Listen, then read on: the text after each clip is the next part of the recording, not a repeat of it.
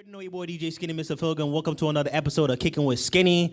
I appreciate all the love that everybody been giving for the past couple weeks with the videos, YouTube, Instagram, and all that. Like, share, subscribe, all that good stuff. I got a special guest in the building, my boy. I want to do a proper introduction. You know what I'm saying? Certified life coach, relationship coach, mentor, father, husband, a brother, part of the AU crew, entrepreneur. Absolutely. Yeah, man. How you doing, my brother? How you doing, brother? Nice to see you, man. Thank you. I appreciate you having me, man. You looking like a young Harlem pimp over here. Listen, man, I was just telling these guys, man, I had to switch my wave and dive on a whole new wave, man. People will be copying my style from time to time, man. I got to hit another wave on people. I remember the last time it was actually 2 years ago. We was doing Trauma Radio for Talk About It No. I have so many shows. Feel Good Tuesdays. Feel Good Tuesdays. Feel Good Tuesdays. I got you, bro. That's what I'm here for. You was here and we were chopping it up and you were talking about a rose through concrete and all that, right? Absolutely. And it was a dope interview, bro. I appreciate that, bro. Like you guys make it easy. To be honest with you, I've done a few interviews like this, but you guys definitely make it easy, man. So I appreciate that. But how you feeling though? Because like genuinely, like how you feeling? Right now, I'm feeling great. Like before, to be perfectly honest with you, I was just saying off camera, but that Feel Good Tuesday interview was my first real kind of exposure to interviewing, to the podcasting process, and to all of that. So that was a good experience. Now that I'm coming in here 2 years later, like I feel like a vet, man. I'm ready to go. Fire away. I appreciate that. I was a part of that process. That first one to be, interview you through that process and all that. Absolutely, bro. Like I told you earlier, you get the green light, man. Some other people that need me, y'all gonna have to pay, but right. You get the green light. I appreciate you drove all the way from Syracuse. Syracuse, bro. Yeah, 3.5 hours, man. Yeah, I thought it was gonna be longer than that. When I checked it on Google Maps, I thought it was gonna be like 5 type shit. But I thought it was gonna be 4, bro. But a couple of times I hit about 90. I ain't gonna lie, so that was good for me. Oh, really? Yeah. Because Alfred, we went to Alfred. We graduated from Alfred University, so. I mean, Alfred was like, a couple, not that far from the city people, it was like almost 6 hours. From me, it's 2 hours, which isn't bad. It's only an hour. Once you get to Rochester, it's only an hour away. So I'm like, I'll take it, man. Especially now, I'll be driving 6-7 hours, and I'm like, I used to complain about that Alfred drive. Like, what is wrong with me? 2 hours is light now. But I want to get into some shit, bro. I want to talk about a lot. I want to dive. I want to get to the meat and potatoes of shit. Listen, bro. Like stuff. I'm here, bro. I drove 3.5 hours. I ain't drive for no reason. I'm expecting this to be a hot one, man. But lit. I know you for almost, I don't know, probably 8-10 years, probably. Yeah, it's up there, bro. Part of the AU crew. I know you, right? I didn't know you back then in Alfred and whatnot, but I know you as Tyrone, right? Absolutely. But people may not know you as an individual, but I want you to explain to people like who are you, like your upbringing and like how you grew up. Absolutely. Yeah. So for me, I was born majority on the south side of Syracuse. I don't know if people are aware of Syracuse, New York, but it's consistently ranked as one of the poorest cities in the entire country. Like we're always top 10. So the time in which I grew up, it was 1 out of every 2 kids, so 50% grew up in poverty. So I had to grow up in poverty. But the crazy thing about it is now that I do a lot of self-reflection now, just to make sure I'm on top of the stuff that I'm on top of, and mentally I'm together myself. And we was poor, bro, but we never knew that. We had so much love in my family. We looked out for each other. Even to this day, we was poor, but we had hustlers, man. My family was full of hustlers. So Christmas time, we didn't get toys that we didn't wanted, or holiday seasons. We all had that love piece, and that was important. Now I realize now growing up, because a lot of my friends, they didn't have that love piece, but they had the financials, they had the security of finances, and now some of them are doing drugs, some of them are womanizing, whatever the case may be. So for me, I really appreciate my upbringing. Now having known kind of the stuff that was going on, and more importantly, I think for me, I was exposed to trauma at an early age, and that was something that was difficult for me to process. For example, my mom and dad literally would go blow for blow. Right in front of us, they would bang out, fight. I remember one time, and this is no exaggeration and not to freak people out, but this is just being genuine. like my parents started fighting over something, right? And then they like the way our apartment complex was, it was like you ran downstairs and there was the downstairs. So my mom like hit my dad, and then she ran downstairs and he ran after her. And like you heard all of the tussling and everything that went on downstairs. And then as like my mom was the first person to come back up, and as she coming up, I kid you not, bro, like her lip was busted, like wide open, like to the point where she was leaking, bleeding, and crying. And like stuff like that would happen periodically in my childhood. And I think what it did in a negative way is it taught me to compartmentalize a lot of my trauma. And that was unfortunate, but the love piece was there, so it was always like, all right, balance, okay, that balance, like, and I thought that was normal, and that happened, like stuff like that carried on all the way probably up until I was in high school, where so going back actually a little bit, going to middle school, I got kicked out of middle school. So like I was bad, like I was a very bad kid. Yeah. And the reason I was bad, I know now, and I can talk about it now, is that like I didn't know how to process my emotions, bro. Okay. Like no one ever told me like, why are you so angry? Like, why are you mad? Like, let's talk about it. That just wasn't something that happened in my community. And so I grew up fighting and angry and a lot of resentment, man. And I remember in high school, or middle school, excuse me, I'll never forget it. Like I was acting up in class, and my teacher had called my dad. And she was like, because of course I would lie to my dad. The teachers would call home, and they'd be like, oh, your son is doing this, that, and the third. And I would lie to my dad, like, oh, no, dad, they lying. Like, you know, the teacher's just talking that junk. I'm a young black person. Like, they just blah, blah, blah. And one day the teacher literally called my pops and had him stand outside of the classroom while I was acting up one day.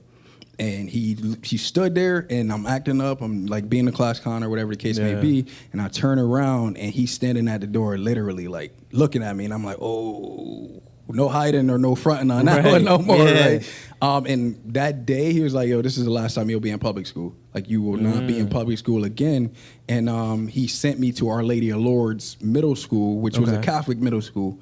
And once I got there, I started to see like parents and other kids in my class relationships was like tight, like they was deep. They didn't argue, they didn't fight, and that carried on throughout high school. So that was my real first kind of introduction to healthy relationships. Like I didn't see it up until that point in time. So that certainly caused me a lot of trauma and a lot of resentment, to be honest with you, man. I lived a very angry life for a while. Yeah.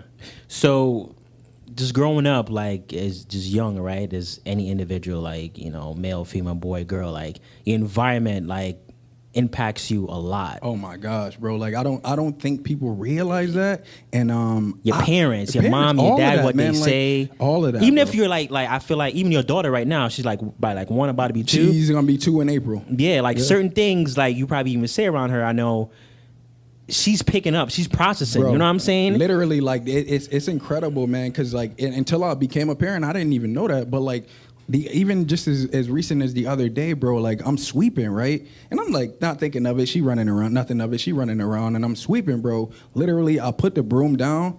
I look over, she's sweeping. Like, and she'd never literally watched me sweep before, excuse me. So when I seen that, I'm like, oh shoot, like.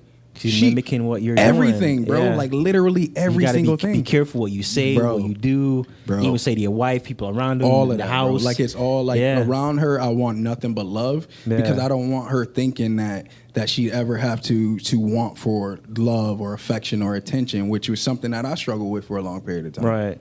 So how did that impact you? Like trauma, like growing up, like seeing your pops like busting open your mom's lip and the drugs and all, like right in front of you. Yeah, like, right, no hiding. You know, like, hiding, man. Like literally, like this is how, and this is something I'm appreciative of my parents for too. Like it was no hiding, it was no faking, no fabricating. Like they would literally do crack or do drugs and be like, don't do this. Like, don't be like us. Like this is a mistake that we're making. We can't control this habit. Like this is something that we can't control. Right. And like that would be a topic of our conversation. So like that was always something in my mind. Like, okay, my parents struggling with crack or substance abuse, but like it was like, no, don't do it. Like this isn't something that we want you to do. This isn't the life that we want for y'all. So I respect them for that, man. And I love my parents like to death. I wouldn't trade them, man, for the world, man, because they've, along with that kind of exposure to negativity, man, they showed me an ultimate love, bro. Like the ultimate love. I was a straight knucklehead, bro. Like when I say knucklehead, people like I'm polished and clean and everything now, but I was like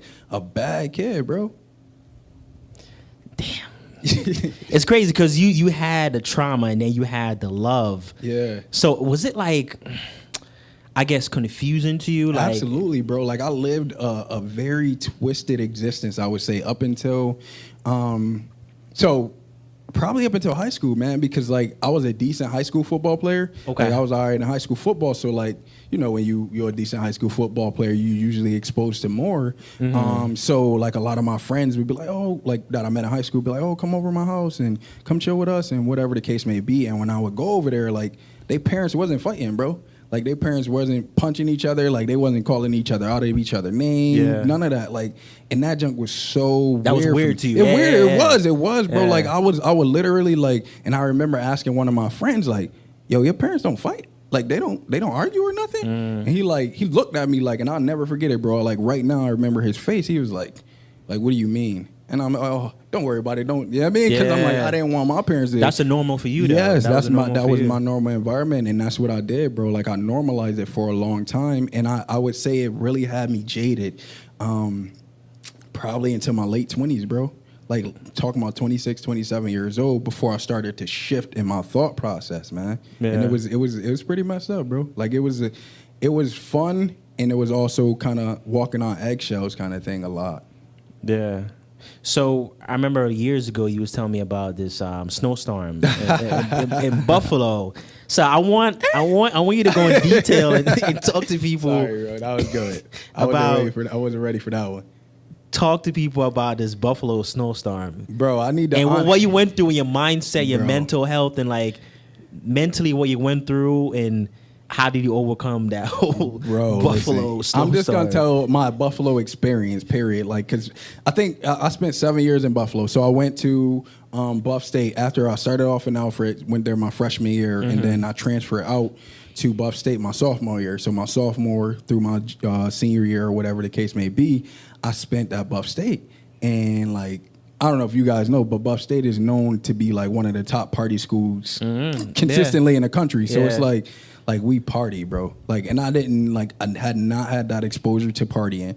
I hadn't had that exposure to like, I know this sounds bad, but women that were like not submissive. You know what I mean? Like, Yeah. like literally, like going to Buff State was the first time that I seen women cheat on their boyfriends and stuff like that. Like that was like that was a culture shock for me. Like what? Like you don't fall in line and like you don't hit her for that. Like Right. you know what I mean? Like Yeah. that was like, and it happened like way more than I care to share for sure. But literally, like you would have females sneaking out and messing around with another dude and then going back to their boyfriend and like. That junk was crazy That's to me. college. Yeah, it is. It's It is. college And shit. thank goodness, like I left Alfred because, like, I feel indifferent about the whole Alfred experience because I know, like, I left Alfred. It was You such spent a, 1 year? Was it 1 year, my freshman okay. year. Yep. So Alfred was such a close knit community, bro. That like. I love the people there, man. Like, and you know, you've been there, Yeah. so it was just love, all love. Like, you know, Nadine and Michelle, they was going Yeah. to the bat for you. Like, it was like Anything. you were their baby. Like, you know what I mean? And that was very different at Buff State. It was just like you was a number kind of thing. Like either you gonna figure it out on your own or you not. Pretty Yeah. much. Like it wasn't a ton of guidance or a ton of counseling. Like I remember always, you know how Nadine them was, man. They was honest. Like you had to be a study hour, whatever the case may be. And I remember like constantly trying to get in contact with my counselor and they never being available. Right. Like, so I'm like, how the hell am I supposed to be successful in college if I can't get access to this person? Yeah. Which, like, you know what I mean? Again, coming from Mama's tree, it was like, all right, well, I'll figure it out on my own. Because that's very much how Nadine was. She was like, listen, you're going to figure it out or I'm going to beat your butt until you do figure it out. So Yeah. that was huge for me. But not only the partying and the females or whatever the case may be, but like when I got into Buff State, I was a football player, and the privileges that were afforded to football players was crazy. Was that a D1? D1? D3, no, it was D3, Oh, bro. shit. Like, and it was I like just imagine a D1 school. for real, like that's what I'm like. Woo. Whoo, boy! Thank God I didn't get involved in that loop or getting Yeah. caught in that loop. Honestly, bro, because like just the things that were available and like the opportunities that presented themselves just from being a football player. You know what I mean? I thought like, and that made me into a very self-centered. I'd even say borderline narcissist, bro. Like I was self-absorbed, only thought about myself, only thought about what I could get out of a relationship, what I could get out of people, not just women, but people in general. Right. And that carried on definitely beyond my experience at Buff State. So once I graduated Buff State, I stayed out in Buffalo for 7 years total. But those first couple of years, bro, was like eye-opening. When I say eye-opening, I mean like the real, because once I graduated college, I'm like, oh yeah, like I got a 4-year degree. I'm about to have all of these jobs and all these opportunities available to me, bro. I had nothing. Yeah. Literally, when I got out of college, I had nothing. No job, no offer for a job, none of that. And for me, that was like, that rocked my world. Because I had always thought, like, oh, once I graduate college, I'm gonna have all these opportunities and this exposure to opportunities. So for me, that really rocked my world, and it made me worse, bro. Like, it turned me into an even more jaded person. Like, why did I waste my time in school? Like, what did I go to school for? I could have been working. I could have been doing this, that, and the third. And it really did. It made me a jaded person, man. It really did. Bad. So do you think, you know, like Nadine and Michelle, like how they help us in HOP, do you think staying in Alfred and graduating from Alfred and being around HOP family and the close net family and the support group would have made you a different person? I just think staying in Alfred? So I think just being completely real with you, I think it would have made me a more sheltered person. Okay. So like I firmly believe everything happens for a reason. So I went to Buff State to get that exposure to that world of like, for lack of better words, griminess. Like, it's a bunch of people that in this world that's gonna take advantage of you if you allow them to. So that's what I seen overall at Buff State, and that's what I got from it. So it's like, okay, like everybody isn't the same. Everybody does not have your best interests at heart. So you better sharpen up and make sure you on top of the stuff that you on top of. Yeah. So other than like, I guess like friends and family, like what pushed you and like motivate you to kind of like get out of like that dark place? Yeah. In a way. Going back to like the time in Buffalo, I was living. So fast forward, of course, I was putting negative energy out into the world, so I was getting negative energy back, man. So I was living paycheck to paycheck for a long time, man. And I remember one of the things that I really want to share going forward in my testimony is the fact that for probably like 2 months straight, bro, I ate cheese bread sandwiches and water for dinner, like literally, bro. Like, for like probably a month and a half, 2 months most. Because once, like, I got a job after 2 months, so I know for sure once I got the job, I was kind of in line.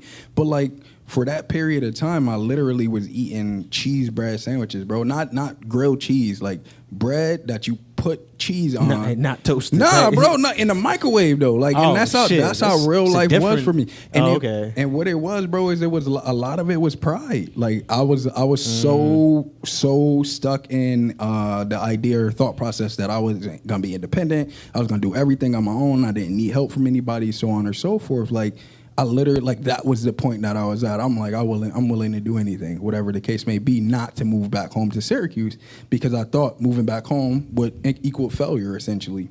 Yeah. And then that's where the storm comes into play. So living paycheck to paycheck, fast forward.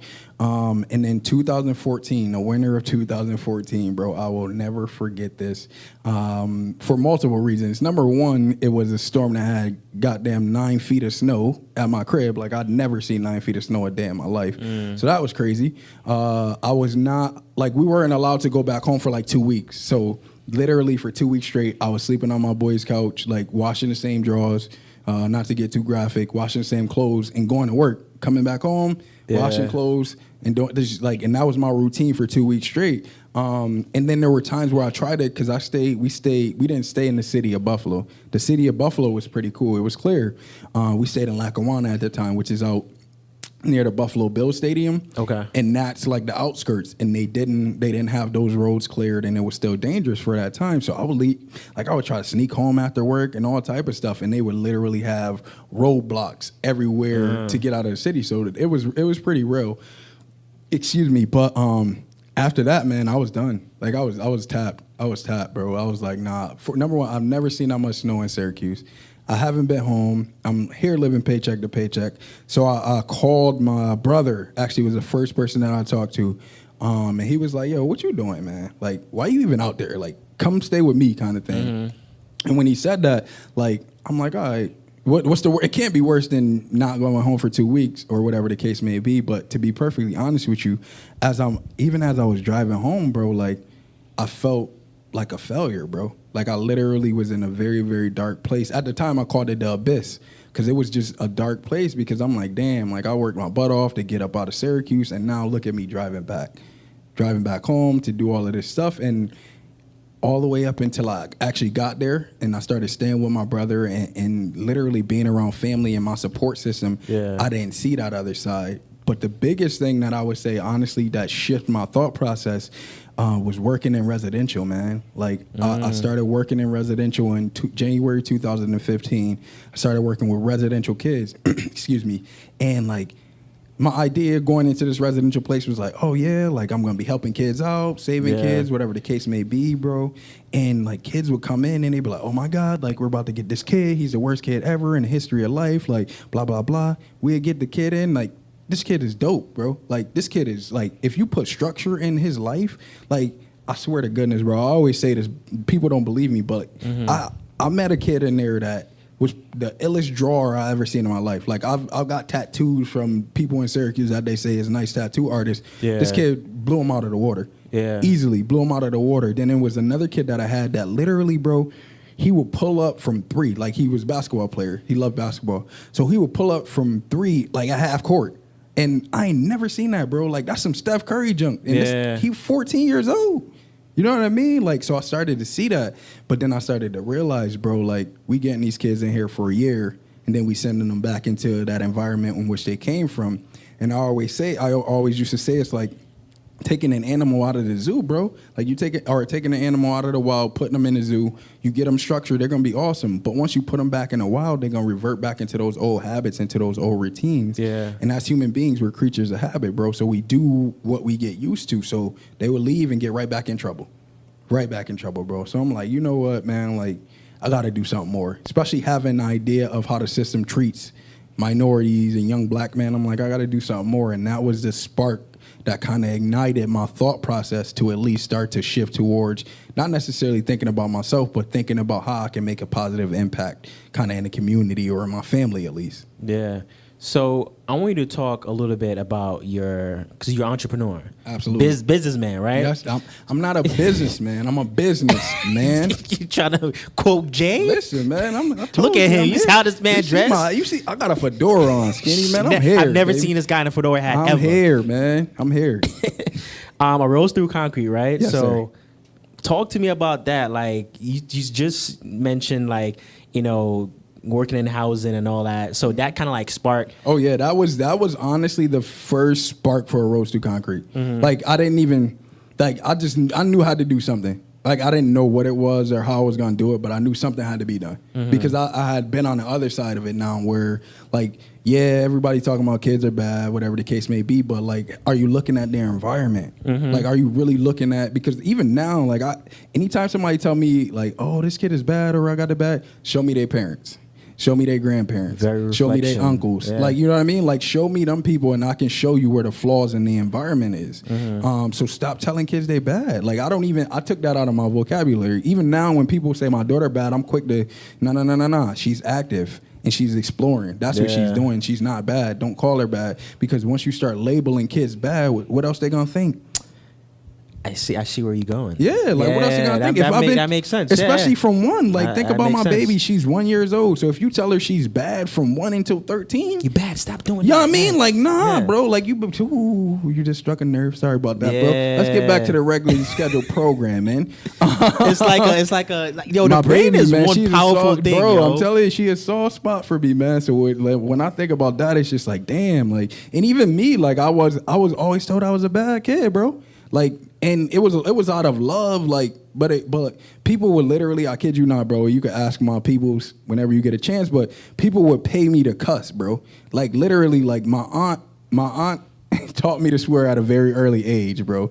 So it was so fascinating to the older dudes and the OGs in the community. Like, they would literally pull me out the crib and be like, yo, cuss everybody in this circle out. And they would circle around, dead ass, bro. They would circle around me and I'd be like, bitch this, motherfucker that, blah, blah, blah. And I remember, like, pointing, like, but now. Why though? That was like entertainment. It's a thing. For them, I had to be maybe 5 or 6, bro. Imagine a 5 or 6 year old just firing off cuss words back in the day, though. Like, it's not present day where it's like, it's normal.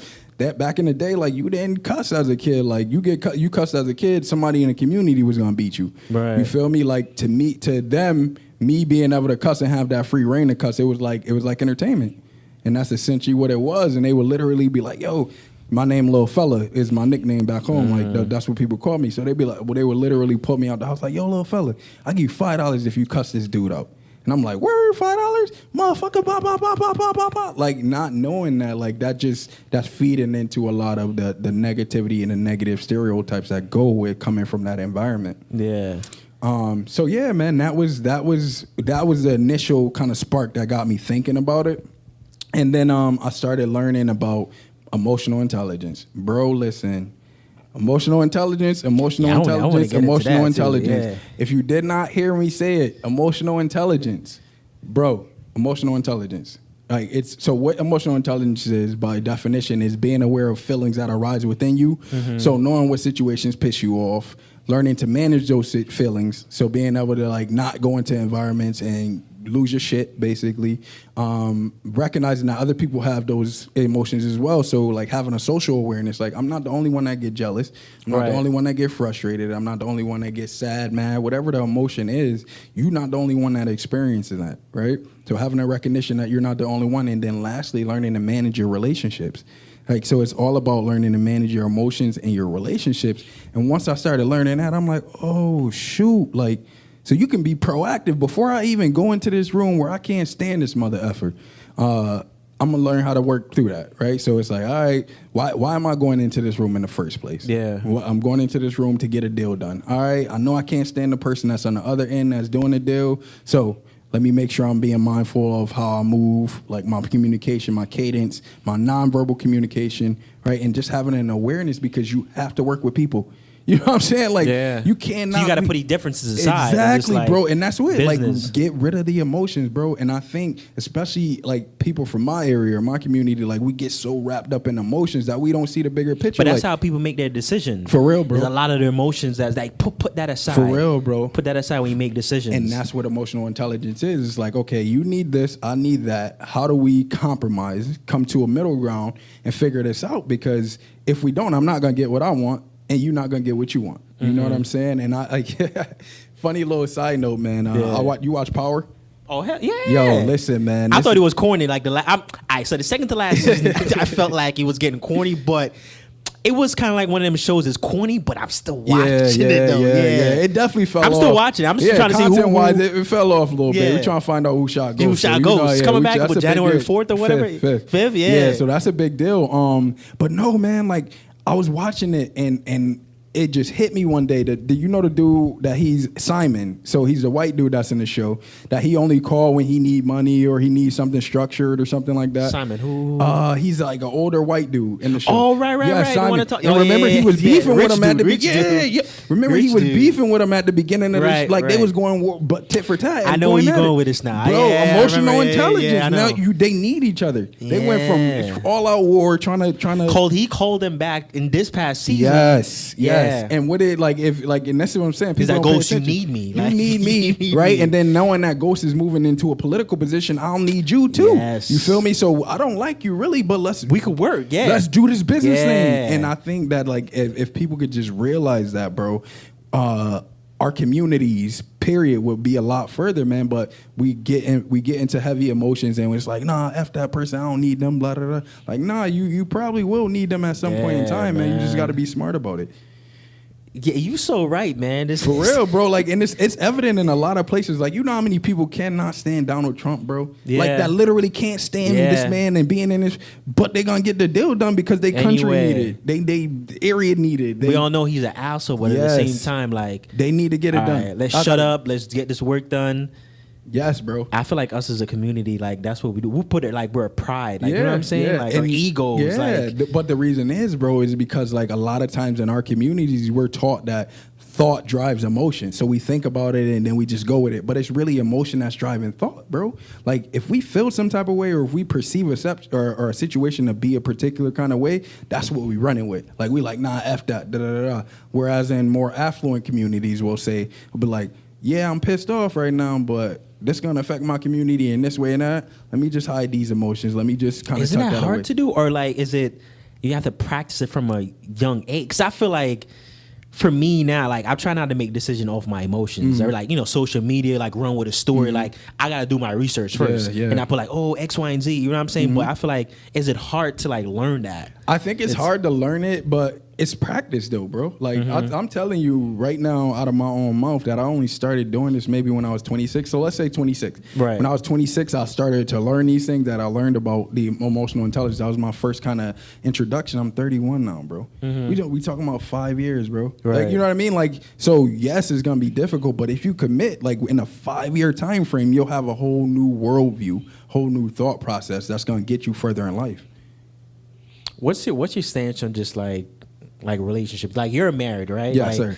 Communication is key, but I've had I've been with my girl for 7 years. I've had arguments with her, and you ever had an argument with your wife or and your significant other, and like you see where you went wrong. Yeah. Like you could see the argument starting, and you see it like, and then you look back like, fuck, I shouldn't have said that. Yeah. Because if I said that, that triggered her. Yes. That triggered me. Yes. Blah, blah. It's like, but you ever like, kind of like you're in your own movie. I don't know. You're in your, like you see before it the happens. escalating. And I've seen people argue in front of me. I was like, shit, he about to say something. Like,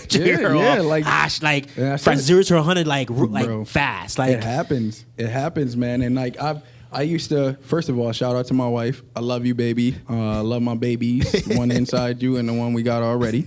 But it happens, bro. Like I've gotten in a couple arguments with my wife, and I've met her kind of in the midst of the emotional intelligence shift and all that. So like I was still practicing, and like when she was my girlfriend and even my fiance, like we got into arguments where I'm like, I'll allow myself to just explode, like. But then it's like, bro, why?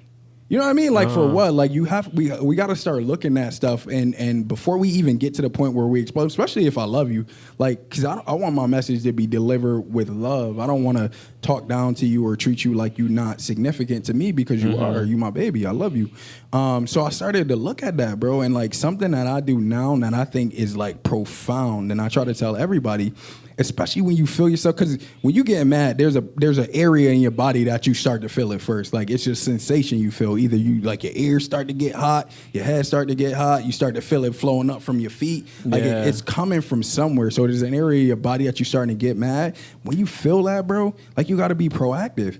And when you do feel it, you got to ask yourself, bro, like if I go there, if I take it to the furthest extent, number one, is it worth it? Because females way more emotional than we are. Yeah. So to shut her down or to make her feel insignificant, like, is that worth it at the end of the day? And then there's also the questions you got to ask, like, is this shit gonna matter tomorrow? Is it gonna matter next week? Is it gonna matter in a year? I'm just trying to win an argument. For real, bro. And it's like, if that junk don't matter, I don't give a damn, baby. Like, you know what I'm saying? Like, go crazy, go ham. Are you done yet? Okay, thank you. I appreciate it. But I feel like at the end of the day, like, you have to know your partner. You have to know what triggered them. If I'm coming home from a 12-hour shift and I just need a beer and some food, like, if my shorty knows that, like, yeah, let me set some food down on the table. Like, I know he's coming home from a 12-hour shift. I'm not gonna like ask him X, Y, Z, and it's vice versa too. If it's a woman coming home and a man, you know what I'm saying? Absolutely. Same thing. Like, you have to know them that not to ask them about X. We had a long day, and that's what it is too, bro. Like, I think a lot of times we get involved in.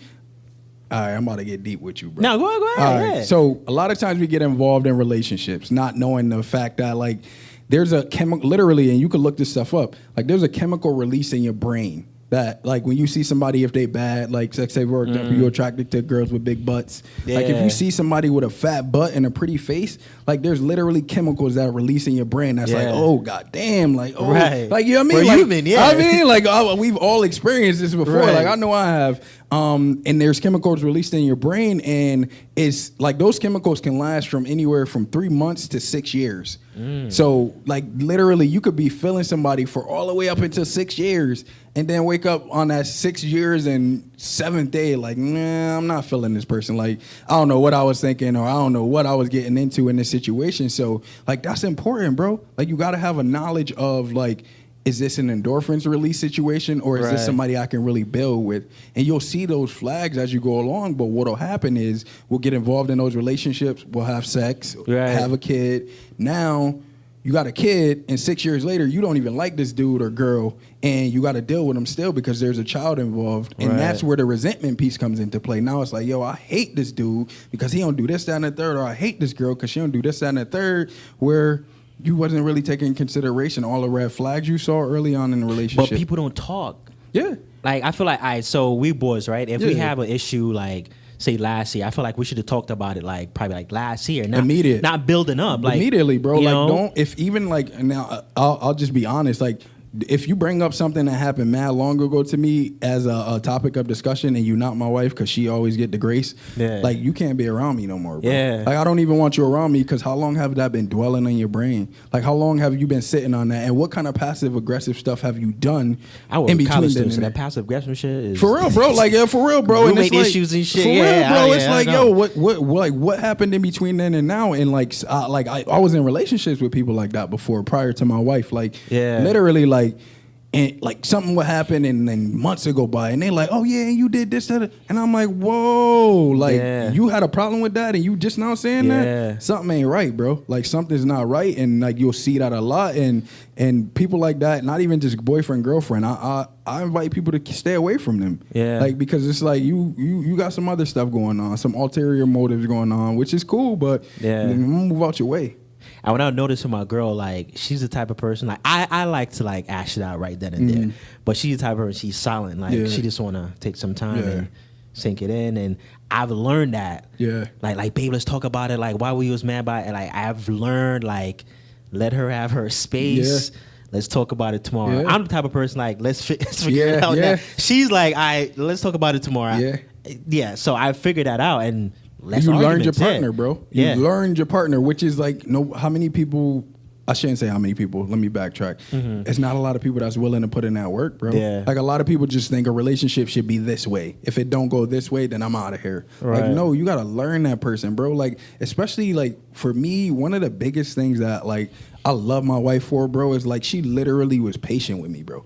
Like, those times when I flip shit, like, hell nah, blah, blah, blah, blah, blah, blah. She like, yo, baby, like, come on now. Like, keep it together. Like, and that balance, bro, I need that. Like, if I had somebody else that was hype with me, it'd be war. Like, nah, they did this, that, or third to me at this place. And they was like, oh, yeah, they did that. Let's go. Like, keyword, patience. Patience, bro. Like, and that was huge. Like, she literally, like, you know what I mean? Like, she was patient with me, bro. And that was like, oh, shoot. It was scary at first, don't get me wrong. Like, damn, like, I'm spazzing and she just saying it's okay and stuff like that. What's going on here? There's no argument back.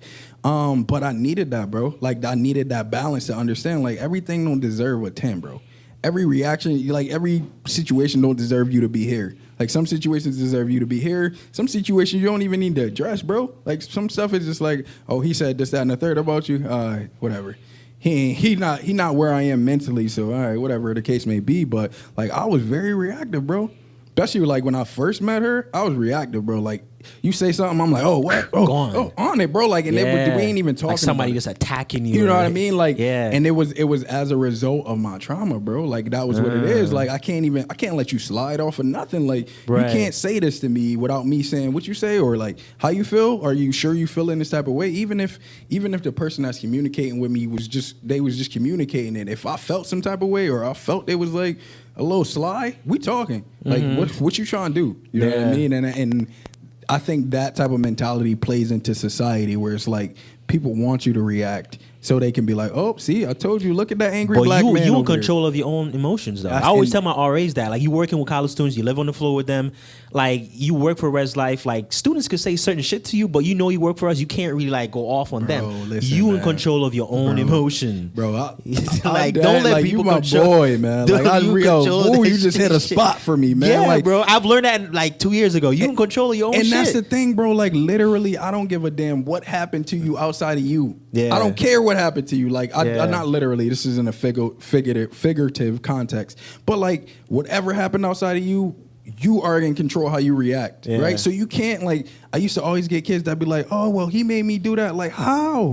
How did they make you do that? Did they hold a gun to your head and say, if you didn't do this? No, they didn't. Okay, they didn't make you do nothing. Like, and I think that's another thing too, bro. Like, we give so many other people the power. Like, you can't make me do nothing I don't want to do. Now, if we do end up getting into a crazy hectic situation, then you know what I mean, I engaged in it. But like, hell no. Like, you can't make me.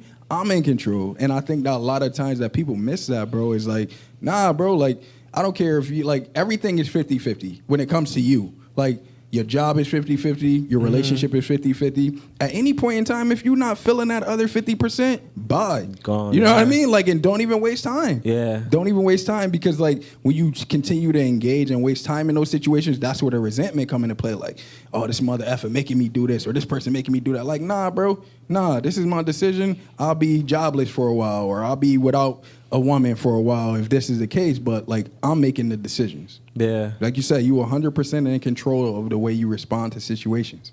And I always hear that when you just mentioned that the kid said like, "Oh, he made me do that." Bro, that junkie. I always hear that with little kid. Like even now, you bro, right, like that's a how- pet peeve for me. I'm be like, oh how my god, did- man. Yeah, like Oh, you know another one. Like, why did you do that? I don't know. God damn it! If you don't know, who do? You Like, know, you the only one yeah. inside of your body. Yeah, you know what you I mean. know. So those two things are, you know what I mean. I'm working on my emotional intelligence, but those two things are pet peeves for me, bro. I feel like life would be a better place if people control their emotions and know that they're in control of their own emotions. Very true. But and put their egos aside. Yeah, bro, but it pays to be ignorant, bro. Like, ignorance pays. Like, whether you believe it or not, whether you agree with it or not, like, if you don't have a thought process of your own, or if you don't think for yourself and you follow other people, like, somebody gonna take advantage of it. Like, you don't have people that love Apple, like, and literally, like, you got Apple loyalists. And I'm not saying the Apple products are bad, but Yeah. literally, anytime you got Apple that come out, you got people in line. Or Jordans. That's another one. That's another Oh yeah, one. I used to be one of the me and For Sway. real, bro. Me and Sway used For to real. be, but now no more. Now no more. I'm telling you, Yeah, bro. me and So Sway it's used to like be- it's like you got to understand that there's a thought process behind that, and not only that, but there's propaganda behind that. Like, all Yeah. right, like if you don't think for yourself, if you think that it's cool to stand in this line with all these other people, we gonna cater to that. Yeah. It's easy money for us. We selling out shoes every time we drop them. Yeah, For real, bro. It's that's like real. a different conversation. It which is, bro. It's deep, man. It's deeper than It's a rap, different man. type of slavery these days. It is, where- bro. Like it's all mental, and it's like it's funny because I always grew up like thinking that like you had to be buff and like you had to be. I mean, you had to be able to defend yourself. Blah blah blah. Man, you bugging, bro. If you can control this in people, like if you can Yeah, convince somebody, like yo, man. you should do this, or like one of a good one that I always use. One of the residents that I worked with. Obviously, we shall remain nameless. He had some developmental stuff going on, so he was a little off mentally. I don't think he ever was diagnosed with a developmental disability. Right. But he in jail now, bro, because a OG told him to shoot somebody. You know what I'm saying? Like, and that's just like that is a very good realization of how stuff work. Like, it might be on a smaller scale, but that's the same thing that Apple and all of these large companies are doing to us. Like, they're like, oh, you need to buy this. You need to be in this line. And we like, you sure about that?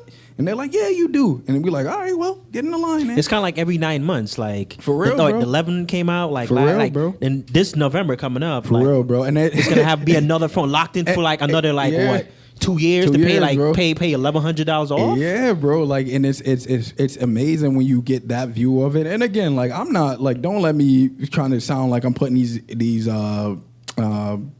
companies down or whatever the case may be, because I'm not. Like, that's genius. You know what I mean? Like, if you could just create a brand that has loyal people that will follow you no matter what, no matter how many defective devices you got, no matter how many times you drop the same kicks over the years, you know what I mean? Like, if you can grow that type of following, God bless you, bro. Yeah. Like, that's you making money doing what you need to do.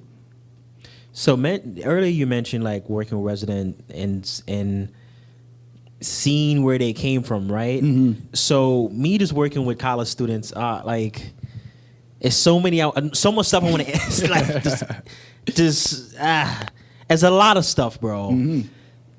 Seeing them coming from like Patterson, the surrounding counties and communities and stuff, like these students are coming from high school and they're not ready for college at all.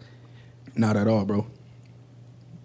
Like what's the I guess what's the main factor you see like play every year with these students like that you see or like Are we you mean specifically college students or like that kind of population or that area? that and like because I know you speak at a lot of college, Oh, community yeah, colleges, yeah. universities, and all that. What's the main reason you see with like these younger like generations? I honestly, why they struggle.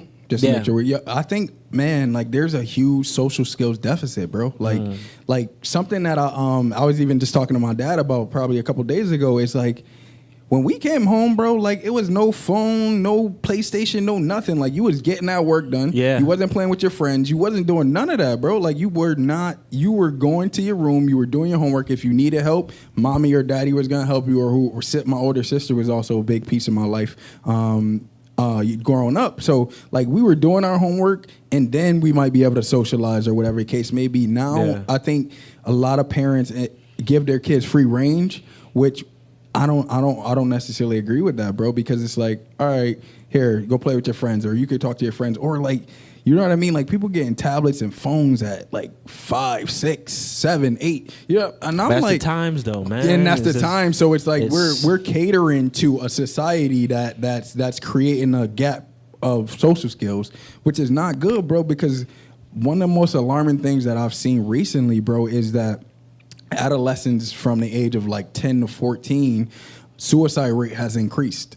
Yeah, bro, 33%. Like, and if we really talking about impacts, like I firmly believe that's because of our social skills deficit, and it's because everybody is so conditioned to be on Facebook or social media. Like that's how you get your gratification, not knowing that that's an entirely artificial environment. Like those likes don't mean shit. You know what I'm saying? Like they don't. Like in real life, like it's cool. Don't get me wrong. Like especially someone with a business, I appreciate people liking my business, sharing it, whatever the case may be. But at the end of the day, like I don't take that out into my real life and be like, oh, okay, I got 100 likes today. That must mean I'm this cool dude or I'm this great person. Like, no, it's bro. a different world. It is, and like social media. And I don't think people realize that. So you got a bunch of people and kids, especially, that can go to social media, post a picture in a chain or like having a boob out or whatever the case may be, and it's like 200 likes, 200 likes, 200 likes.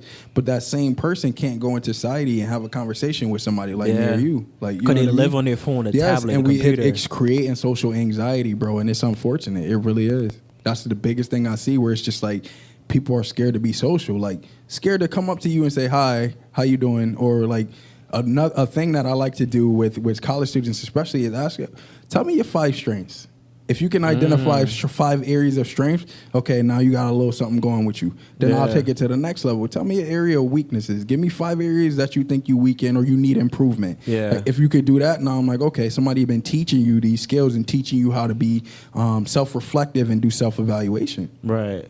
Because a lot of times that's not taught, bro. Especially now, I think, and it's gonna continue to get worse, bro. I really firmly believe that where like parents, not that they not doing it, but some don't have the time. Like you got parents that's working like 3 jobs, bro. You know what I mean? Like when do you have time to sit with a kid and say, yo, we need to process your emotions. Like we need to find out what's going on. Or like, yo, you really, really great at this area, Tyrone, but we need you to work on that. Right. You know what I'm saying?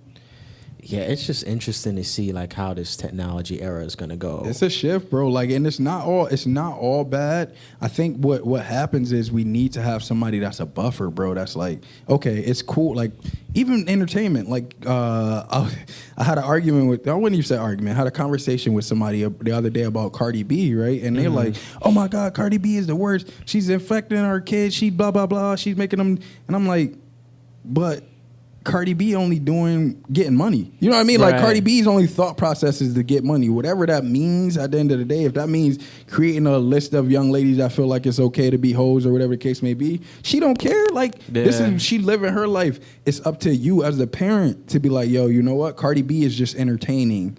You know what I mean? Cardi B is a whole married woman. Like she's not really out here busting it open like she's talking about in the songs. You know what I mean? Like you need that buffer to let kids know like this is that's a fantasy land that these people are talking about. Even like, bro, this made me sick. But I watched an interview the other day and Future said that he don't do drugs. Like, did you ever see that or never did? But like Percocets and all of that. He said he don't. Yo, bro, listen. I was watching it the other day. I almost fell out of my chair. Like, even if that's his whole career, bro. So. And he said this in the interview though. Like he was like, I only do it because to sell records, or I only do it because it's making me money. This is how I sell. Like, so bro, you just created an entire generation of like people who think it's cool to be a junkie. But that's you're not even doing it.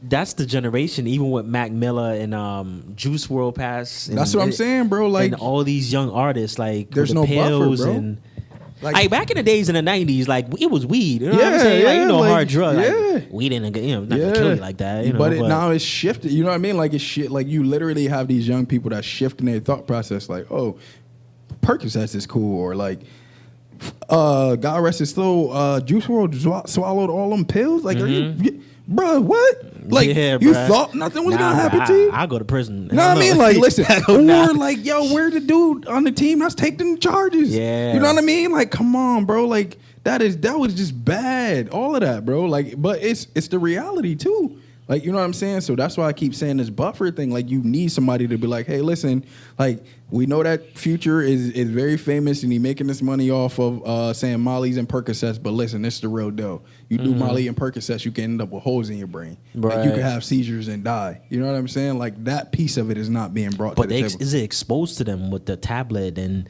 the phone and everything? You know what I'm saying? As you said, from a young age, like 7, 8, 9 years old. And that's where the parents come into play, bro. Like, there's not a parent in this world that could tell me that somebody else could be a role model to their kid. You know what I'm saying?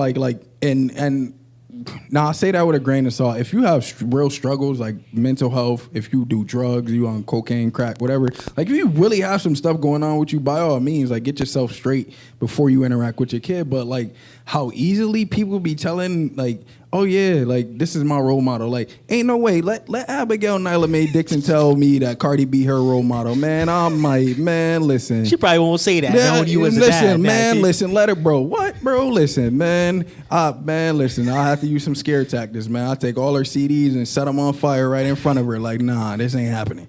For real, bro. And like people laugh and even I laugh, but that's serious, bro. Like, ain't nobody else about to be my kid role model, bro. Yeah. Like I'm the one that she see. If whoever you dating is not like daddy, or you know what I mean, not opening car doors, he not willing to go to that extra mile for you, he gotta go. Right. You know what I'm saying? Like, or she gotta go. If you got a friend that's not all about you and want your well wishes, you gotta go. Period. Like, we can't be friends because that's how I operate, bro. Like, people that I chill with and that I'm around, bro, thank God too. Like, it's not just by me, of course. Like, I got to give God the glory and the praise. But, like, I legitimately have people around me right now that want nothing but the best for me. Right. And vice versa, bro. Like, it's the same. Like, so I'm in a circle right now where, like, you can't come into me with this negative energy. Like, you can't even be around us with this negativity. And you damn sure not about to be around my baby with it. Yeah. Because it's a contagious thing. It is, bro. And all you need is one, bro. Like, everybody be like, oh, yeah, no, we got that one negative friend. Like, all you need is one, I'm bro. pretty sure you probably scared when she's about to go to school. Absolutely, bro. Like, that's all, like, bro. Like, I got mad anxiety, bro. Like, that never came about until I became a father, bro. Like, straight up. Like, I got stuff. Even daycare. Even like, daycare, all of that, bro. Like I literally, bro, man, I cannot imagine, like, being one of the parents of somebody that come to daycare and like your kid got a bloody lip and a black eye, like you be seeing on social. Explain that, yeah. Or even the camera, it's just like they throwing kids. Bro, and listen, honest to God, listen, man, that would take me into it. Not even take me. I would gladly engage in some crazy activities if you think you about to play my baby like that. Straight like that. I even sexual abuse. Like, no, I mean, like I'm like bro, like, listen, bro, you want to get into like, not even, bro. Like, I'm gonna be straight up with you. Like, nah, bro. Like, it's not going down this way. Like, you not about to just rock out like that. Like, it's not. I'm sorry.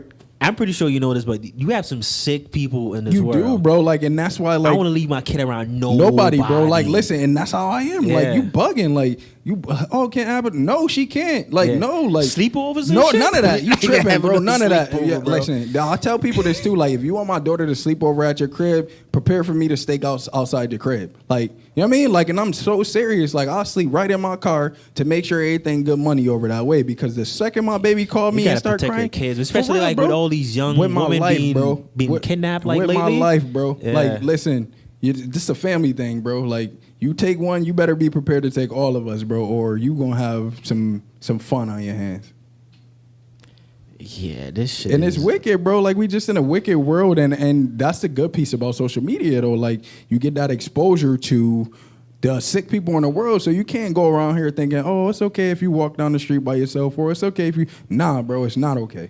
Like, daddy gonna be there 24/7 or mommy gonna be there. Like, you not standing on a bus stop on your own. You not engaged. Like, this is not happening. Like, very, very clear with the boundaries that I'm gonna set with that I do set even now with my child, not just for her sake, but for me too. Like I'm sticking and moving in this industry right now, bro. I don't need nobody to take me off or sidetrack me and make sure like I don't want to be negative, bro. Like I'm not like I literally have come from such a negative place and such a negative spot that I pull myself out of, bro. Like I can care less to engage in any type of negativity. Yeah. But it's like, just leave my family alone. We got money. Speaking of your daughter and family, right? So I present to parents every summer at orientation, right? Mm-hmm. And I always tell them, like, your son or your daughter is gonna make mistakes. Yeah. It's college. Yeah.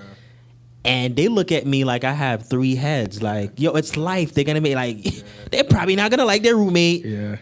Hopefully they don't fail a class. Like, they're gonna make mistakes, but residence life, that's what we're here for. And hopefully they learn from those mistakes. Like, do you feel scared for your daughter making mistakes in life? Nah, not at all, bro. Like, make as many mistakes as possible, bro. Like, for real. Like, I want her to be even now, this is funny, but she's a daredevil, bro. Like, she jump off of stuff.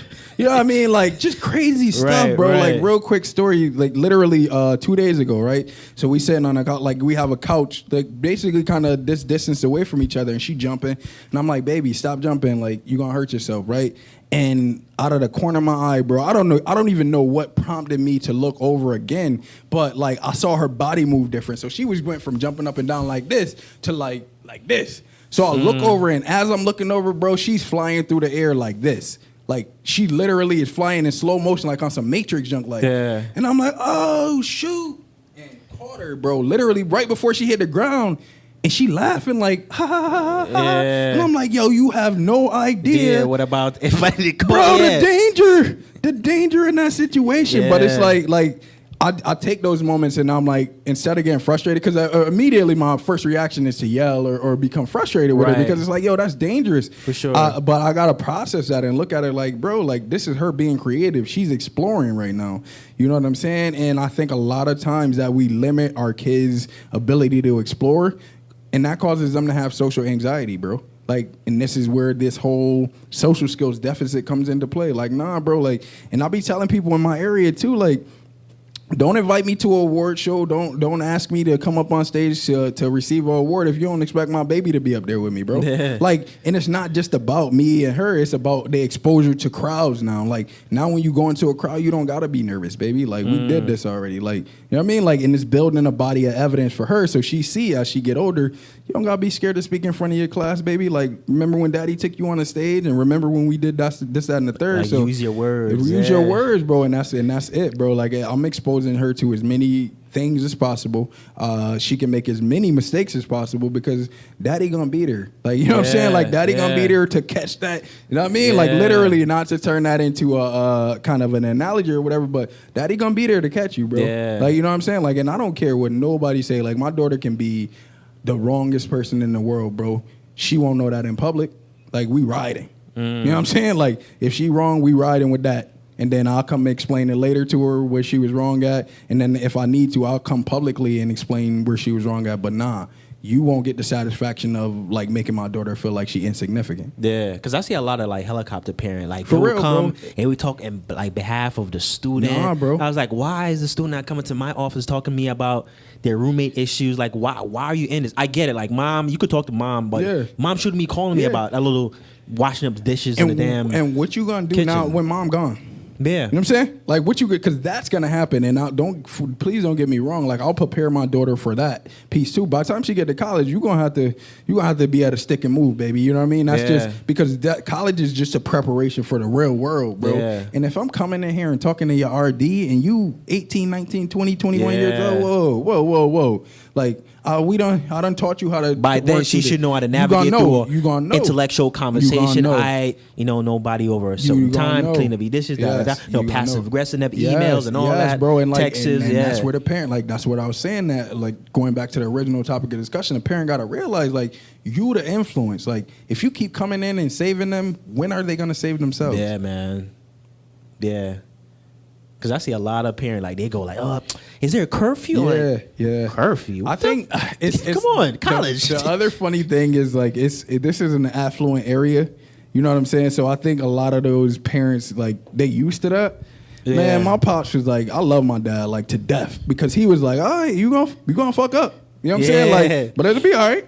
You gonna bounce back. And yeah. that's it. Like, that literally was kind of my tutelage. Like, and then I would call him, especially in college, like, I would call him like, yo, dad, I fucked up. I did this, that, and the third. And he'd be like, all right, what we gonna do now? Yeah. Like, and even like as recent as the other day, like I just said, like I called him and I'm like, yo, dad, like, because my daughter did something that was frustrating me. I'm like, yo, dad, like, yo, da-da-da-da, like, you know what I mean? Because I'm constantly trying to work on being a great father and a better father. So I'm like, yo, dad, this is what happened. And he's like, okay, like, that happened with you too. So what we gonna do? You know what I mean? Like, it's never like, oh, you need to do this, that, and the third. It's like, okay, what we gonna do? Yeah. You know what I mean? So it's like, okay, all right, I get what you're saying. You know what I mean? Another thing that I even like, I love this quote, man. I love my pops for this quote. But I used to play football. Mm-hmm. And like anytime that I would complain, because in football people hold you and do like just this little messed up stuff like that and like trip you and stuff like that. And like when I would come to the sideline, he would always have something to say, like, yo, what's going on? Like, you need to get with it. Like, you need to make a play. And I'm like, yo, dad, you see him out there holding me? And I'll never forget it, bro. He used to tell me, like, straight dead, look me in the face. You either gonna make a play or you're gonna make excuses. Yeah. You're gonna make excuses or you're gonna make a play. Like, I don't want to hear nothing else. And that was so profound for me because that's the real world, bro. Like, the world don't give a damn about your excuses, bro. You either doing something or you not. Yeah. Yeah, I appreciate you that, like, which you should, but like people always say like, yo, you a good dad, like, but you should be a good dad. Yeah. Does that make sense to you? It's a fucked up mentality, bro. But like you're a is. good dad, like you should be a good dad. You should be Yeah, a good like, mom. and I always like, You know what and I'm that's saying? when people Was like, be why is saying he- that, bro. Like, it bothers me for real, bro. Like, it really does because like it's cool and all, but like, nah, bro, I'm not trying to be good. I'm trying to be great. Yeah, You feel me? yeah. Like, I'm not trying to be, like, I'm trying to be so in tune as a parent, bro. Like, you don't even got to tell me what's going on. Like, Yeah. I feel the energy, bro. You know what I'm saying? So when people be saying that, it make me feel weird, bro. Like, honestly, it's just like, I'm supposed That to be should be the norm. Yeah, like you should be a you good supposed to parent. be a good dad. You know what I mean? Like, you're Yeah, supposed to you be should at be a least good a parent. decent parent, bro. Yeah. Like, your child did not ask to be brought into this world, Yeah. bro. You know what I'm saying? Like, so you're supposed to be at least a decent parent. I'm trying to hit that next level, bro. Yeah. You feel me? Like, I'm trying to hit that next level, and that perpetuates everything else I do, bro. If Well, I'm a Abigail great could dad, come to you about like anything. She Everything, could be but, like, "Yo, bro, daddy, I'm telling I you, have bro. this one boy issue, Bro, whatever." I Like, want it all, like, bro, like- she could like come to you about certain things. She Word, have to bro. hide, Bro. And And even when she get to college campus, like, yo, my daddy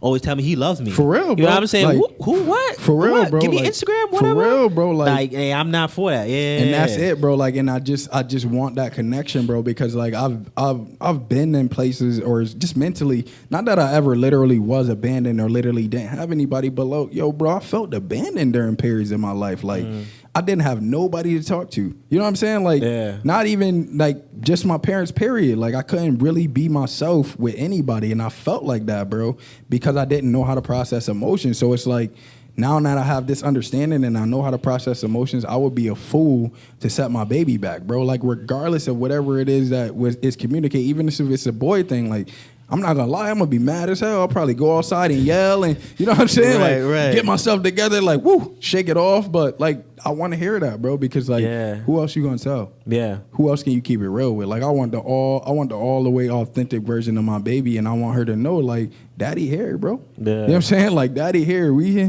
can do whatever we gotta do, but daddy got your She back. here, yeah, you here know what I'm for saying? her. Like, and that's special to me, bro. It really is, because like I said, bro, I felt abandoned at times in my life, even taking it like to a trauma context. I remember this one time my mom, because my mom babysits my daughter, one of the very few people we trust. But my mom was babysitting my baby for a period of time. Like, I would go pick my mom up, she'd come get my daughter, whatever the case might be. One day my mom didn't answer the phone, bro. Like, at all. And like, I lost my shit, bro. Like, I'm like, not even thinking about work. Forget work. Like, Yeah. you bugging. You will never have my baby feel like she's abandoned, bro. Like, you Yeah. will never have my baby feel like she's in a situation where somebody else controls her. Like, you know what I'm saying? Yeah. Like, and I was enraged, bro. Like, even with knowing all this emotional intelligence stuff and having the mindfulness, like I was enraged, bro. But it was a mistake, bro. You know what I'm saying? Like I couldn't even. I was so traumatically messed up from the abandonment that you know what I mean. Like I didn't even take into context. Like damn, my mom overslept. Like it's okay. It's not the end of the world. But my brain automatically went to, oh, you trying to play my baby? Oh, you trying to leave her by? You know what I mean? Like, and it's like once I started to realize that, it's like okay. Like you got to do more processing of the areas in your brain in which you compartmentalize trauma. Damn. I see where you're coming from. For real, bro. It's deep. I understood why you got upset and mad. It's deep, bro. And it's like, I literally, like, again, going back to substance abuse, like, I literally was left places, bro. Like, my oldest sister, Taya, did a lot of raising me, bro. That's because my parents wasn't there. I mean, my parents was doing anything. Yeah. So it's like, nah, bro. No, that's not happening with my baby, bro. I don't want it to happen. And it's not of any faults of my parents. Like I said, like I love my parents to death. I wouldn't trade them in for the world. But it's just like not being able to process that stuff made me compartmentalize. And it's not until I had my daughter and enter parenthood that I'm like, oh, shoot, like I got some deep-seated trauma that I have not dealt with. Yeah. All right. So do you agree with me or disagree with me when I say, like, life is simple, but people complicate life? Meaning that, say, for example, right? I have my Jeep, right? I know I should put premium in it, but I put regular gas, right? I know I should drink, like, 8 glasses of water a day, but I'm drinking soda and drinking liquor every day. Absolutely. Like, it's kind of simple rules to life. Yeah. People fucking complicate life. Yeah, absolutely. 100%, It's bro. like life, I get it. You have financial struggles, like mental health issues. So I get it. But life is very simple. It's very simple rules. But people just complicate it. The emotions, bro. I'm telling you, that's why emotional intelligence is so huge, because people get wrapped up in emotions. Like literally, like I have a mentor that I'll go to at work. Cool older dude. He's been in the human service industry for a long time, and he's like, yo, like he literally he showed me this, and it was so simple, bro. It's like problem. On a whiteboard, he wrote the word problem, right? And then he just wrote trees off of it. It's like, do something about it, don't do nothing about it, right? So whatever the problem is, you either do something about it, right? And you get it figured out, and then you keep working through that channel, or you don't, and you just sit there and stop complaining about it, bro. And it's literally that simple. Like, you either gonna do something or you're not. Yeah. People get stuck in the complaining piece, though, bro, and it's just like people never get out of that state. So that's where life become complicated. Because you're not, you know what I mean? Like you're not simplifying it. You overlooking the simplification of life. And they stagnate, just like complain. I hate complaining. Like I get it. Like, you should be having meetings, No, you got to do X. Sometimes I hate meetings. Yeah, bro. I just want to go out there and like do it. I get real. it. We have meetings for a reason, agendas and all that. I think a lot of times, honestly, bro, like people be calling meetings just to meet, bro. Like it just be like we having a meeting. We having a meeting for a meeting about the meeting that we had last time. You know what I'm saying? Like, and a lot of times when you get into those situations, it's because people don't have a plan in the meetings, bro. Like, yo, this is what's going on in this meeting. This is how we handling this. And there's also timelines to it too. Like, yo, or if you're in charge of this area of the meeting, I need it by this date. I need that by this date. Now we not coming back and talking about the same stuff over again that we talked about last meeting. Yeah. You know what I'm saying? A lot of people get caught up in that, and it's like, nah, that's one thing I don't do. Like, if we meeting, we not talking about the thing we talked about last time. If we still on that topic of discussion, unless it's a coaching situation, if we still on the topic of discussion, I'm not meeting you a third time. Yeah. And the thing is, I always tell my RAs, like, if I have nothing to meet with you guys and talk to you guys about, I'm not going to waste your time. Yeah. I text them in the group chat, hey, meeting cancel. I'm not going to sit here and meet with you, like, for 20 minutes until something I probably could email you. I think try not to waste your time. I think people, like, when they do this meeting thing, it makes them feel like they doing something. Like, nah, bro, fuck that. And that's it. It's just pump faking, I don't want to bro. waste nobody's time. It's I hate wasting people's time, bro. That's all it is. If I could email you or send you a quick, like, group chat, like, text, I do that. But certain things we know we have to meet and process and talk about and make goals, but I canceled 3 staff meetings out of 14. Word. I bet they love you for that too, bro. Yeah, I told in the beginning. And that's the thing too, like, I don't think people realize, like, you only catering to your ego when you keep calling these meetings, bro. Yeah. Like, you could tell me what I need to be told on the side, like, Yeah. and then now you dragging people in, you forcing them to come in. Now that's where the resentment come into play. Like, now it's like, oh damn, I got to do this because Skinny told me to come in here, and now we got to meet. It's the same meeting we done talked about. Like, Yeah. that's where people start not to like you. You don't throw them no bones, like. You know they got a lot of stuff going on. So, yo, listen, just so y'all know, the meeting, we're going to meet this week, but next time our meeting is canceled. I lost my train of thought just now. So, all right, you ever supervise people? Oh, yeah. Okay. But like you ever Bless your heart, brother. Or you ever had a boss like where like you just when you reach their level, you don't want to be them because you don't want people to talk about you? Yeah. Like, I try because like positions that I'm applying for right now, I'm trying not. And I'm not throwing shades or anything, but like in the past, like I'm not trying to be my previous supervisor because I don't want people to be saying shit. You know what I'm saying? Yeah. But then again, like you can't please everyone, Nah. but again, boundaries, like, you know what I'm saying? Yeah, that's the first thing I would say. Like, you're not gonna please everybody. Like, somebody not gonna like you. Like, I had somebody tell me like, oh, they don't like my haircut. Like, you know what I mean? Like, come on, bro. Like, That's a personal shit. You know what I mean? Like, that's a personal That's problem something with you. personal. Number one. But number two, I think the more important thing for you, bro, is just coming to the realization and understanding that, like, you can take a little bit from everyone, but you got to be you, bro. Like, people love authentic people, bro. Like, people love genuineness, like, all of that robot stuff. People don't like that, A bro. lot of the RAs tell me that. For real, a bro, lot. like, and- like, yeah, I appreciate you, JT, just like being For real, and bro. Like, honest. and just be you. So if there's a position that you get in and that they don't allow you to be you, don't take it, bro. Yeah. Because like, there's nothing that should be compromised when it comes to your own personal principles and integrity. Like for example, something that I used to struggle with a lot is like people used to tell me I laugh and I smile too much. Like, bro, I swear to goodness, Okay. like you smile too much, you Okay. laugh, you too happy. Like, I would just reply like, okay. for real, bro. Like, but it messed me up because like I'm like, damn, this is me. Like, this is just naturally, I'm a happy person. Like, my baseline, You had bro. people that told you that? For real, bro, in real life, and I'm talking about people that's above me. I'm not talking about like people that's at my. So they're position. trying to tell you like, don't Smile, or we don't like that kind of thing, or it's not becoming. But either way, bro, like, you know me, like I stand on my principles, You do bro. you, I'm me, yeah, you know what I mean? yeah. Like, I'm me. But like it messed me up, bro, because it's like, yo, you get people that come in here and you tell them not to be them. You know what I mean? Like, how could you be anything else but you? Yeah. How could you, like, that's fake, and like people notice that, bro. Like, people pick up on energy. I really do believe that. So like, there's no need to compromise your energy, bro. Be you, and if that position does not allow you to be you, you gotta go.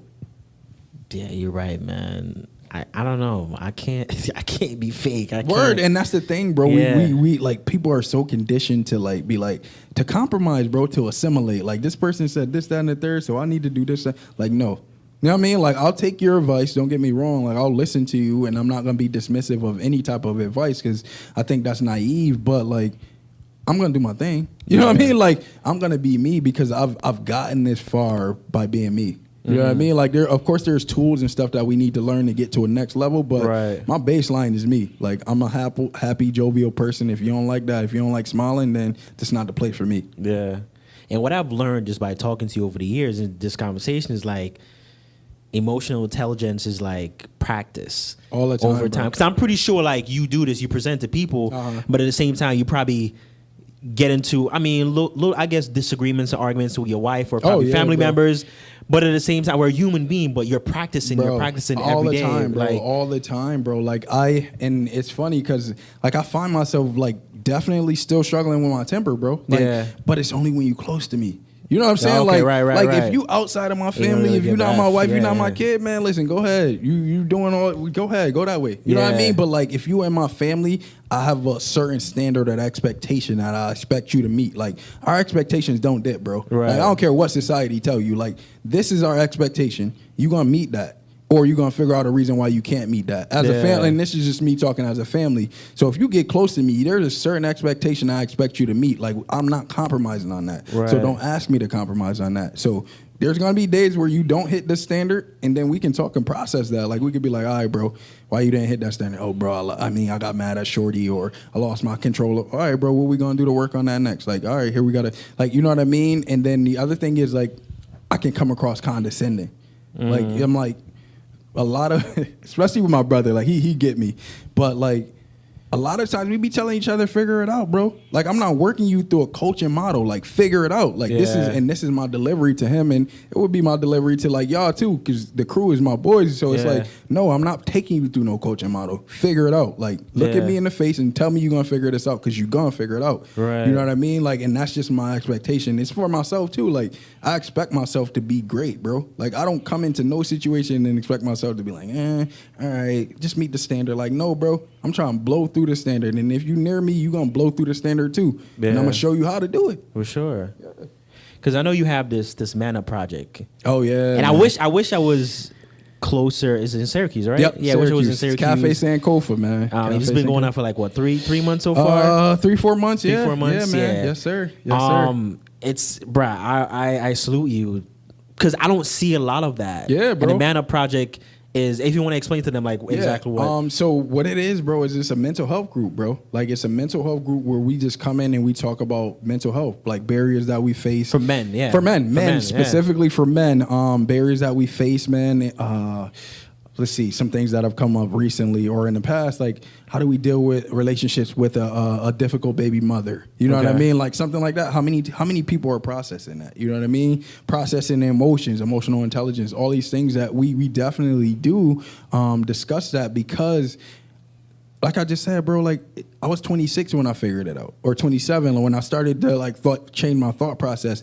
And in society, when you reach that age, there's no sympathy for men that didn't learn it. Yeah. But what if you didn't get taught that junk as a kid, bro? You know what I mean? So it's like we forgetting about a whole group of society or a whole group of people, men specifically, because they didn't get taught the skills at an early age that they needed to be successful in life. Yeah. You know what I mean? So that's my baby, bro. Like that's a very that's a project I'm very passionate about, because like I said, I didn't figure it out till I was older. Bro, if I hadn't taken the time to figure it out, I would be just as lost as a lot of other people, bro. So it's like, I love the Man Up project, man. I know it's gonna hit big. Like I was telling you earlier, man, I know that's gonna be a big deal, because like how many opportunities do men get to discuss mental health in the community? All right, express themselves. Period. You know what I mean? Yeah. Like, and there's no judgment. Like, we don't do cameras. We don't do none of that. Like, you come in here, you about to get the raw. Once we leave, this didn't even happen. You know what I mean? Like, this was, you carry the tools it's out. honest feedback, too. And that's it, bro. Like, it's it. Like, there's no, people use the word criticism. I say feedback, bro. There's no such thing as criticism in my personal opinion, because it's how you take it. Right. You know what I mean? Like, if you take it negative, then you're going to think it's criticism. But if you take this feedback, and even if it's bad, like, even if somebody was like, yo, Tyrone, you was terrible at that speech, bro. Like, that was awful. Like, do better. Like, I could take that negatively and be like, oh, well, F that. Or I could be like, you know what? I was bad. Let's do it. Like, you know what I mean? Like, now you have to get to that point. Control of your emotions. Yeah, bro. And you know that's what I'm saying? Like, and the way you do that, bro, is you stay in a constant state of reflection, bro. Like every single, and it can drive you crazy, but every single decision you make, every single kind of situation you get in, you have to be reflective and say, okay, what did I do right in the situation? What did I do wrong? How can I improve?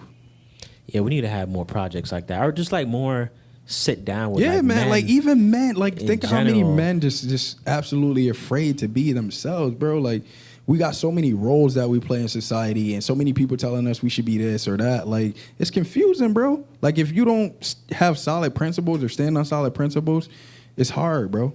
Yeah, growing up in the Caribbean, man, like parents, like they, Especially in the Caribbean, yo, bro. Oh my god.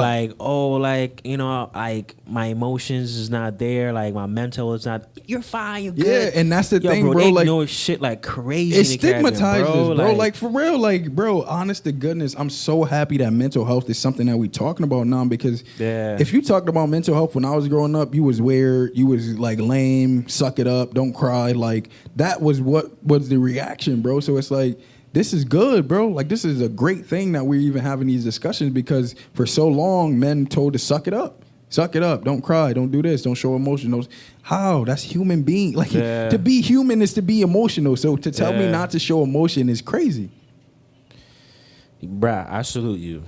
Appreciate it. I see the Facebook page and all that, and I really wish I was like, I live closer to like. It's all good, bro. Yeah, It's I'm gonna take a expanding. trip one of these. It's one of these, expanding, yeah. bro. I'm telling you right now, man. It's not. I hope like a whole bunch of man up stuff pop up throughout, not only just like New York State, but everywhere, bro. Because I know damn well there's gentlemen that's struggling in areas outside of Syracuse, bro. Yeah. You know what I mean? Like there's people that are struggling, so I hope people hop on the wave or create their own wave, whatever the case may be, because it's plenty of need for it, bro. Yeah. Plenty of need. So what's up with you for like the new year coming up? Because you know you're a businessman. You know what I'm saying? Man. Entrepreneur. I done you know, got a couple contracts in. I got a couple contracts in place now, man. Bro, man, thank God. First of all, let me say that. Like, I really do want to thank God because He has helped me get from a dark place, but also like, bro, I think it's the dopest thing that I monetize my talents, bro. Like I literally get paid to do speeches, to do workshops, to articulate the struggle, bro. Because that's what I Empower look people, at, and that's yeah. what it is. Like that's all it is for me. Is this is articulating people's struggle. People don't know how to say. Instead of saying something like, "Oh man, my self-awareness is off," like they saying stuff like, "I'm mad as F." But why are you mad? You know what I mean? Like, so again, like I'm very thankful to God that I've been put in this position where I'm able to monetize my talents. I love like waking people up, bro. Like people use that term woke all the time. I don't even use it no more. But like I literally love waking you up, man. Like because the coolest junk that happens to me, bro, is like when you got this old belief system, like women should be submissive, women should do that, and then you get new information, and then you combine that junk, bro. Like that's literally a aha moment. Like, oh shoot, like I was thinking some dumb junk before. Like, now I can move smart and think for myself and think independently, bro. And I love seeing people come to that moment. And over the course of the 3 years, I've had definitely over 100 people come to me and be like, yo, thank you for like making me see something a different way, bro. And that's love, bro. I love it. Yeah, I feel like this whole session right here was just like a free consulting session. Listen, man, listen. Workshop. Only for my brothers, man. Listen, everybody else, you gotta pay me. But yo, my brother, I appreciate you again. Love, man. Always coming love. through, Always kicking it love, with bro. Skinny Man. Yo, bruh, anytime you need me to come up to Syracuse, or I'm pretty sure at some point I'm wanting you to come down to William Patterson. I'm bruh. with it, man. Listen, anywhere I can help, bro. Like anywhere there's a need, I'm definitely with it. But until next time, man, I see you guys kicking it with Skinny, Mr. Feelgood. All right, let's go.